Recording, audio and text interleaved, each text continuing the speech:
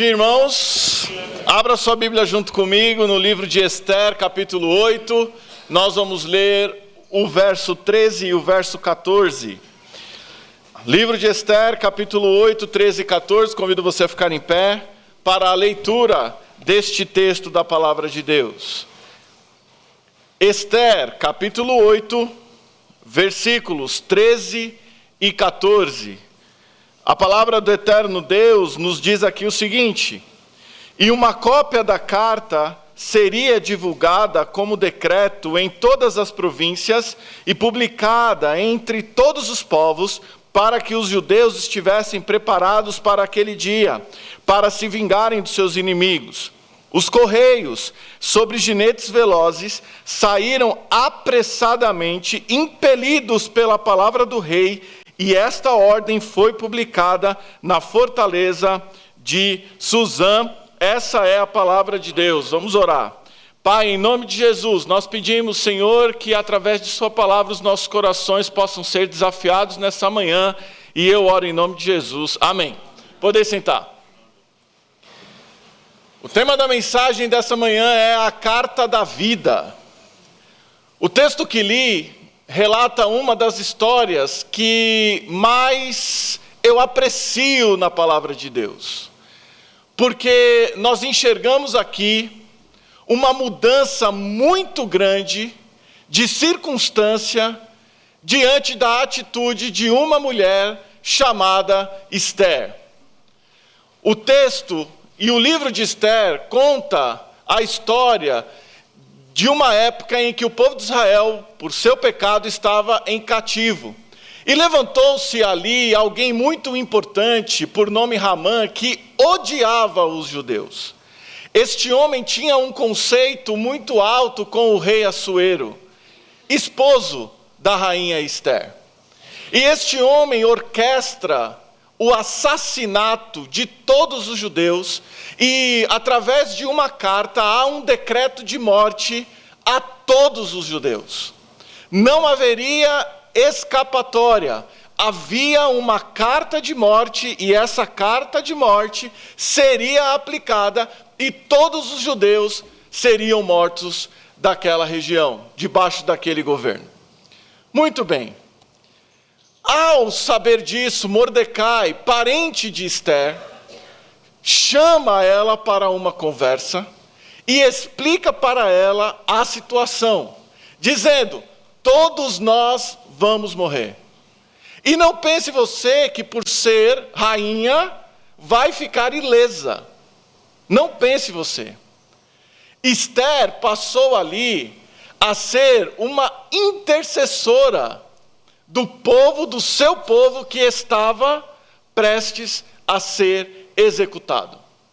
Esther conclama um jejum de 3 dias, para que todos pudessem jejuar perante o Senhor, porque ela entraria na presença do rei sem ser autorizada.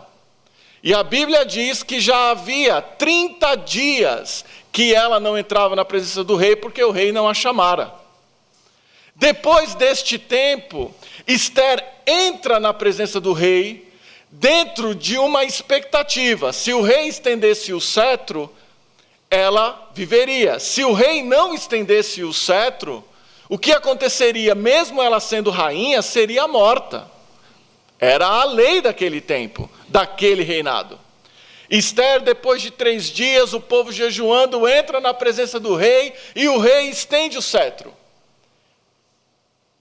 Esther acha graça diante do rei, e ela, inteligentemente, dentro de uma iluminação divina, sem dúvida, pede um jantar, pede um almoço, pede 2 refeições ao rei, um banquete. E quem é o convidado de honra desse banquete? Ramã. Esther, então, neste primeiro banquete, ela diz ao rei que quer marcar um segundo banquete, porque tem um pedido muito especial para fazer. Um pedido especialíssimo. E o rei, olhando para Esther, disse: até metade do meu reino eu vou te dar, se você pedir. Vem o segundo banquete, e ela finalmente faz o seu pedido. E o pedido de Esther foi: Rei, eu quero viver. Assuero, sem entender nada: como assim? Não, eu quero viver. Porque há uma carta de morte promulgada com o seu anel, na qual diz que eu e o meu povo vamos morrer. E eu fico pensando na cabeça de Amã ali. Amã, olhando aquela cena, deve ter passado 1 milhão de coisas em sua cabeça. O rei entende toda a situação, e Amã, que tinha feito uma forca para Mordecai ser pendurado lá, caiu e foi ele para a forca. Só que tudo isso aconteceu, mas a carta de morte ainda tinha a sua validade. Esther pede para que o rei cancele, revogue essa carta. Só que essa carta de morte é irrevogável. Irrevogável. O rei Assuero diz: olha, ela foi selada com o anel medo-persa e não pode ser revogada. Uma solução precisa ser apresentada então. Chama-se Mordecai, o rei entrega o anel para ele, e ali há uma carta de vida agora. É promulgada uma carta de vida. E essa carta de vida precisa ir a todas as províncias. O que é que acontece? São chamados os melhores cavaleiros, e em ginetes velozíssimos, é uma classe de cavalos que é a excelência. São os melhores cavalos, os melhores cavaleiros, e eles saem apressadamente a todas as províncias, dizendo: há agora uma nova carta, há agora uma carta de vida. Muito bem. E o que isso tudo tem a ver com o que nós vamos falar nessa manhã? Esther é um tipo de Cristo. Porque Cristo intermediou uma situação que era de morte. Porque há uma carta de morte por conta do pecado humano. E essa carta de morte traz como resultado final a morte espiritual. As pessoas estão perdidas, e essa carta de morte estava sobre nós também. É uma carta que a própria palavra de Deus diz: o salário do pecado é a morte. E Jesus, ao subir na cruz, ele grita lá de cima: está consumado, a dívida do ser humano está paga. E louvado seja Deus por isso. Só que a carta da morte ainda não perdeu a sua validade. Quem morre sem confessar Jesus como Senhor e Salvador de sua vida, vai para o inferno. Isso ainda está em vigor, está valendo. Mas, quando Cristo sobe na cruz, ali se constitui a carta da vida. Jesus é a própria carta da vida. E quem somos nós nessa história? Os correios. Nós somos os correios. Os correios sobre ginetes velozes saíram apressadamente. Nós, como correios, devemos falar a todas as províncias, nós devemos falar a todos os lugares, que sim, há uma carta de morte em vigor, mas há uma carta de vida também. E é interessante porque esses textos, esses versículos, nos trazem 3 coisas importantíssimas. Em primeiro lugar, este anúncio é urgente. Por quê? Do mesmo jeito que estes entenderam a urgência diante de uma carta de morte que estava valendo, nós também precisamos entender que se as pessoas não ouvirem do Evangelho, elas vão perecer sem Cristo. E perecendo sem Cristo, vão para longe de Cristo eternamente. Quando o assunto é vida e quando o assunto é morte, isso é urgente. Eu me lembro claramente de um jovem, certa vez, comentando e dando um testemunho em uma outra igreja que fazia parte. E esse jovem era o líder lá da mocidade, e ele chegou chorando. E ele chorava. E nós ali, sem entendermos muito bem o porquê que aconteceu, ele começou a testemunhar e a dizer o seguinte: eu estava com um amigo no último sábado, e esse amigo conversou comigo sobre muitos assuntos, e eu conversei com ele também sobre muitos assuntos. Falamos de futebol, falamos de política, falamos das atualidades, falamos de Fórmula 1, e eu não falei de Cristo para ele. E chegou naquela semana, ele foi assassinado. E eu me pergunto desde então, e ele falando isso chorando, para onde será que ele foi? Eu tive a chance e não aproveitei. Nós temos que entender, irmão, esse senso de urgência. Em cada lugar que nós formos, se existe uma oportunidade de falarmos de Cristo, nós precisamos fazer isso. Seja para o Uber, seja para o vizinho, seja para um parente, nós precisamos falar de Cristo. Se nós não falarmos de Cristo, Romanos 10 vai nos dizer, se nós não falarmos de Cristo, como é que as pessoas vão crer? Porque a fé vem pela palavra de Deus, pelo ouvir da palavra de Deus. Por isso que nós precisamos entender que é uma questão de vida e uma questão de morte. Há uma carta de morte que o homem trouxe para si por conta do pecado, mas há uma carta de vida na pessoa de Jesus Cristo, que morreu na cruz do Calvário por todos os pecadores, e as pessoas precisam saber disso. Elas andam desesperadas, desesperançadas, andam como ovelhas sem pastor, e nós temos em nós essa carta de vida. Por isso as pessoas precisam saber que há uma nova carta, não mais de morte, mas uma carta de vida. E você que está aqui, que já confessou Jesus como Senhor de sua vida, sabe, essa carta transforma completamente o ser. Essa carta traz vida e vida em abundância, traz vida e vida eterna. As pessoas precisam saber disso. E essa carta está em nós. Nós precisamos nos unir em torno dessa verdade e trabalhar na evangelização do mundo. Nós devemos sim trabalhar aqui, ali, lá e acolá, como nos diz Atos capítulo 1, versículo 8. E uma outra coisa importante é que os ginetes aqui eram os melhores. Isso significa que para a evangelização ser eficiente ou mais eficiente, os melhores recursos devem ser empregados nisso. Por isso que nós temos a promessa da fé. Porque através da promessa da fé, há pessoas lá nos lugares onde nós não conseguimos ir, pregando. E eles precisam dos melhores recursos. E, irmãos, nós aqui temos os melhores recursos para falar de Jesus.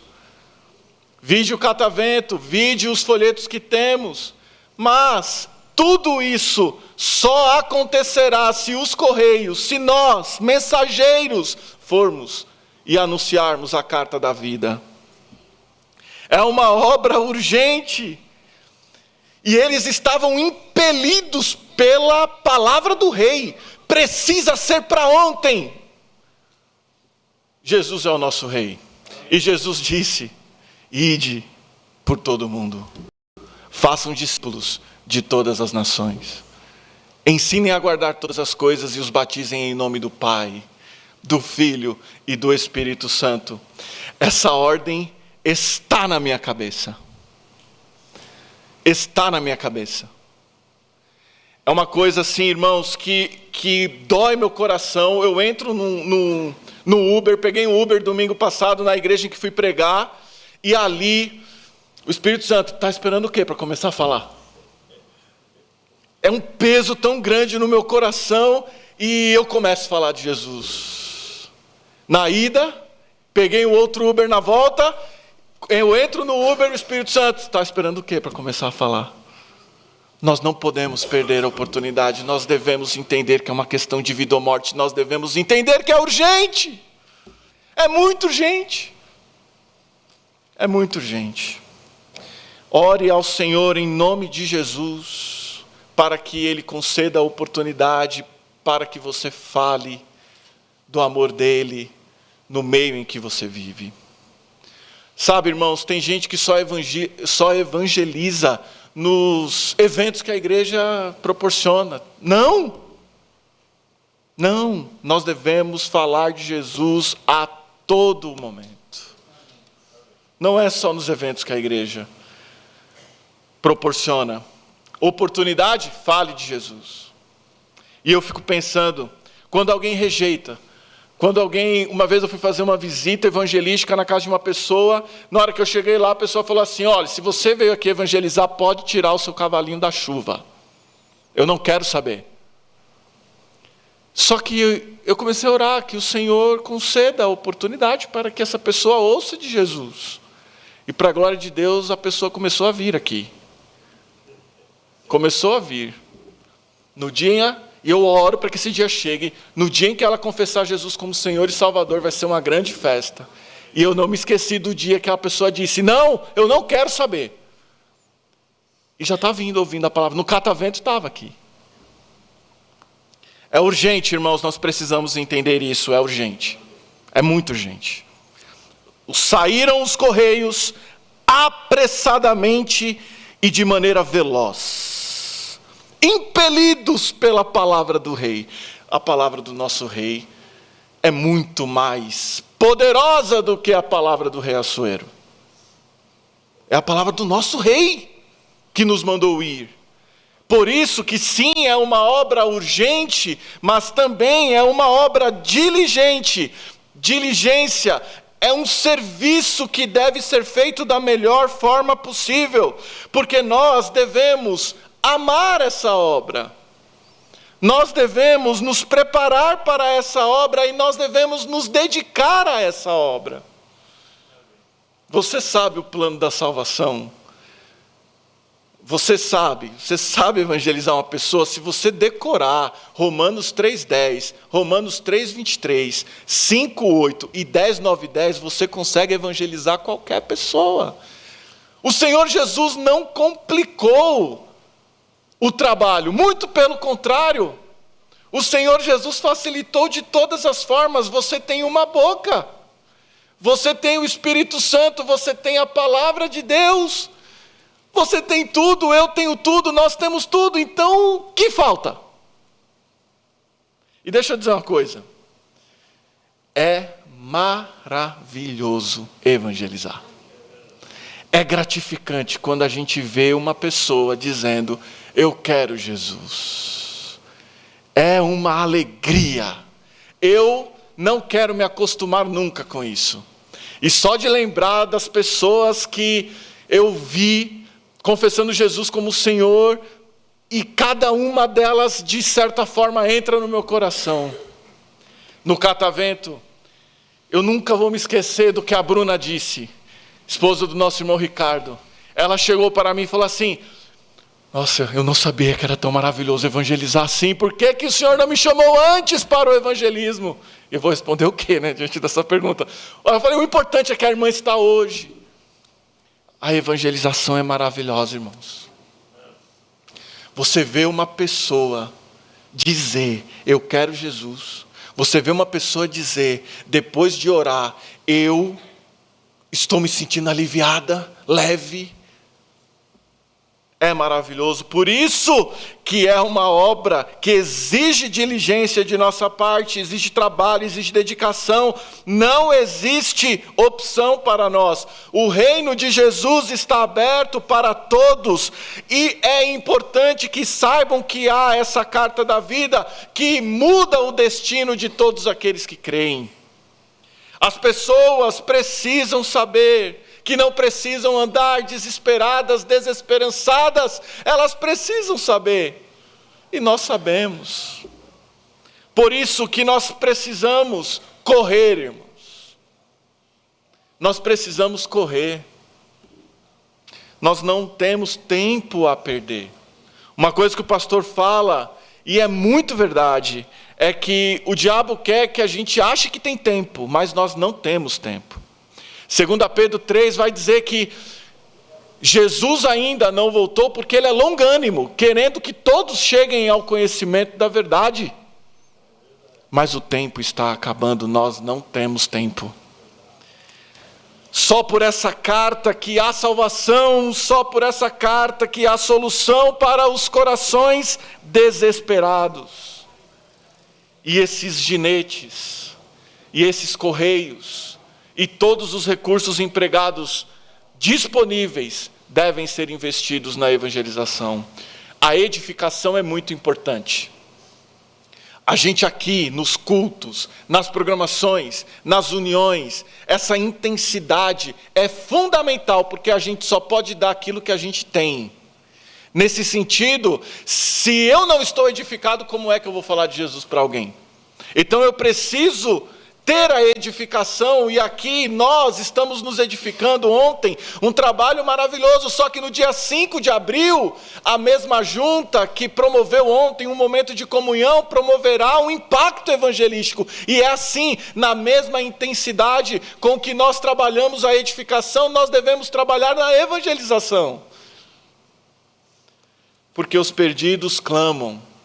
Depois do tsunami, lá na Índia, uma cantora famosíssima, e isso correu o mundo, cantava o seguinte: o que é que estamos fazendo de errado? Quem é que vai nos avisar? Diante daquela tragédia, ela perguntava através de uma música: o que é que nós estamos fazendo de errado?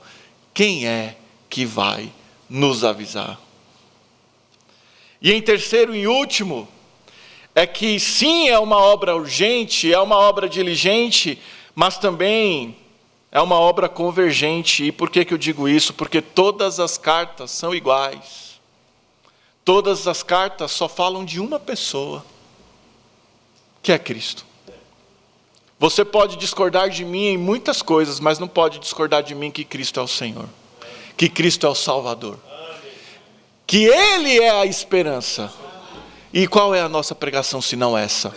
Então, irmãos, em nome de Jesus, nós devemos nos unir em torno disso, convergir todos em uma mesma direção, em um mesmo objetivo. E aqui não há espaço para bobagens, para brigas, para confusões. Não há espaço para outras coisas que não aquilo que realmente importa.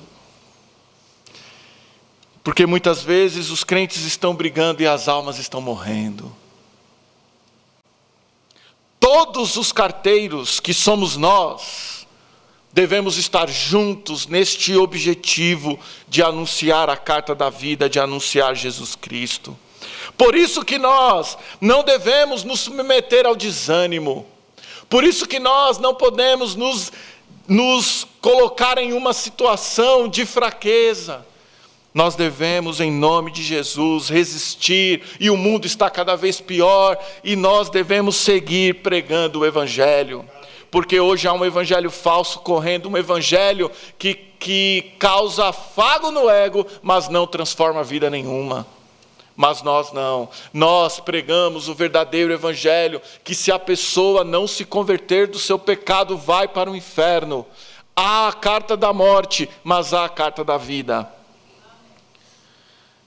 E essa carta, irmãos, está em nossa mente, está em nossos corações. Nós não conseguimos mandar essa carta por e-mail. Nós temos que ir. E uma coisa que eu tenho pensado muito, eu termino. A igreja chegou até aqui porque carteiros saíram para falar dessa carta. E a igreja chegou até aqui. A igreja estará onde estará daqui a 100 anos, muito na dependência do que nós faremos hoje. Homens foram mortos para que a carta da vida chegasse até nós. Muitos sofreram, derramaram sangue, foram chicoteados, lançados junto aos leões. queimados vivos. Mas a carta da vida chegou até nós. Daqui a 100 anos, como é que as pessoas olharão a nossa geração? Se Cristo não voltar, a carta está em nossas mãos, a carta da vida está em nossa mente, a carta da vida está em nosso coração. Então vamos, a vitória é certa. Que Deus nos abençoe.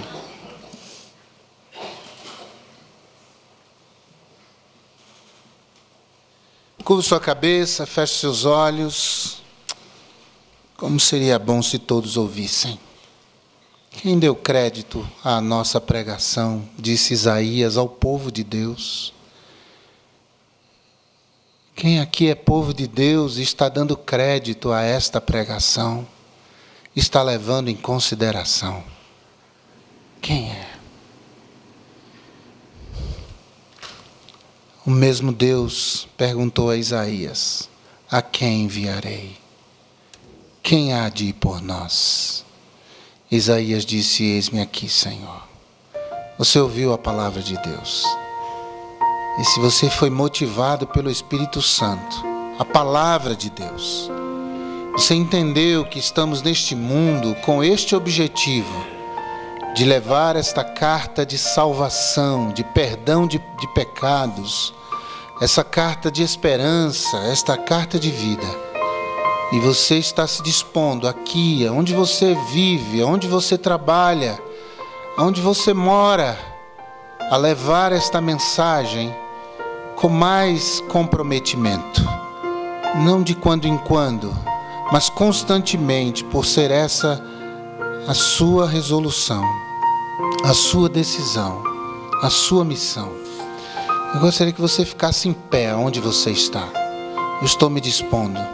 Eu sei que eu posso ir mais longe. Eu sei que eu posso fazer mais. Eu sei que eu posso me comprometer. Vá ficando em pé. Eis-me aqui, Senhor. Eis-me aqui, Senhor. Eu posso no meu ambiente de trabalho. Eu posso no Uber que eu ando, no táxi que eu pego. Eu posso no almoço familiar. Eu posso na minha rua levar um folheto. Eu posso falar com aquela pessoa que eu vejo que está entristecido, desmotivado, perdeu o sentido para a vida. Fique em pé em nome de Jesus. Se é você essa pessoa, eu posso. Eis-me aqui, Senhor. Eu sou o emissário, eu sou o mensageiro, a mensageira, e o Senhor pode me usar. Eu estou pronto, Senhor. Eu sei o conteúdo da carta, eu sei o conteúdo da mensagem. A carta de morte não vai chegar primeiro e prevalecer. Eu vou chegar antes, trazendo uma sentença de vida em Jesus Cristo. Há mais alguém? Fique em pé em nome de Jesus. Fique em pé em nome de Jesus. Eis-me aqui, sou eu essa pessoa. Não podemos perder tempo, irmãos. Não podemos. Tudo isso vai passar. Tudo isso vai ser queimado pelo fogo. Esse mundo miserável. Tudo isso vai deixar de existir. Mas o que vai resistir à eternidade são nossas almas. E o trabalho que nós fizemos para Cristo. Esse vai chegar no céu. Há mais alguém? Quanta gente ficou em pé, louvado seja o Senhor. Eis-me aqui, eis-me aqui, eis-me aqui. Eu sei que eu não tenho tempo, eis-me aqui. Meu Deus, Deus Santo, obrigado pela Tua palavra, meu Deus. Palavra viva, palavra eficaz, palavra verdadeira. Meu Deus, que não sejamos só ouvintes, Pai Santo. Estamos, ó Deus, cheios, estamos satisfeitos com a Tua palavra, mas ela precisa ser praticada, ela precisa ser vivida, ela precisa ser anunciada, meu Deus. Ó Pai, em nome de Jesus, nós não queremos ser consumidores de culto, consumidores de hinos, consumidores de pregação, meu Deus. Nós estamos aqui para dizer ao Senhor: meu Pai, nos use em nome de Jesus. Torna-nos instrumentos em Tuas mãos, Senhor. Ó Pai, mobiliza nossos recursos financeiros, mas também, Pai, nós estamos entregando nossos recursos humanos, planos, nossa capacidade, nosso tempo, nosso conhecimento. Pai, tudo é teu, Senhor, está em tuas mãos. Ó Deus, ajuda-nos a enxergar a realidade. Tanta gente, meu Deus, tendo uma visão opaca da vida, Pai, que escamas caiam dos olhos, meu Deus. As pessoas enxerguem a urgência da missão e não percamos tempo. Ó Deus, dá-nos essa bênção, dá-nos esta graça, e mais uma vez eu peço, usa nossas vidas, Senhor, usa-nos, é a nossa oração, em nome de Jesus, amém.